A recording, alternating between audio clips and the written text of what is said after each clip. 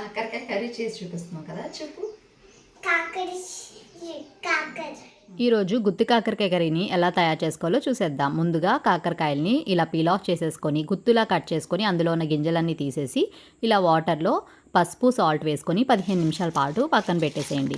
ఇప్పుడు ఒక mixie jar తీసుకొని అందులో కారానికి తగినట్టుగా ఎండుమిర్చి, వెల్లుల్లి, జీలకర్ర ఒక 2 టేబుల్ స్పూన్ల వరకు యాడ్ చేశానండి. 1 టేబుల్ స్పూన్ సాల్ట్ని వేసుకొని 2 చిన్న సైజు ఉల్లిపాయలు కూడా వేసుకొని గ్రైండ్ చేసుకొని పక్కన పెట్టేసుకోండి. ఇప్పుడు వాటర్లో ఉన్న కాకరకాయని చక్కగా స్క్వీజ్ చేసుకొని ఇలాగా స్టఫ్ చేసుకోవాలి. తర్వాత ఒక ప్యాన్ పెట్టుకొని ఒక 4 టేబుల్ స్పూన్స్ ఆయిల్ వేసుకొని కాకరకాయలను కూడా వేసేసుకొని లో టు మీడియం ఫ్లేమ్లో పెట్టి కుక్ చేసుకోవాలండి. చాలా టైం పడుతుంది, కొంచెం ఓపిక్గా కుక్ చేసుకోవాలి. మధ్య మధ్యలో ఇలాగా కలుపుతూ ఉండండి. కాకరకాయ బాగా కుక్ అయిన తర్వాత ఇలా పుట్నాల పప్పు పొడి వేసుకొని లాస్ట్లో చేదు అనేది చాలా తగ్గుతుంది, పిల్లలు కూడా తింటారు. 1/2 కప్పు పప్పుల పొడి వేసుకున్న వెంటనే కలుపుకొని స్టవ్ ఆఫ్ చేసేసుకోండి. వీడియో నచ్చితే సబ్స్క్రైబ్ చేసుకోండి.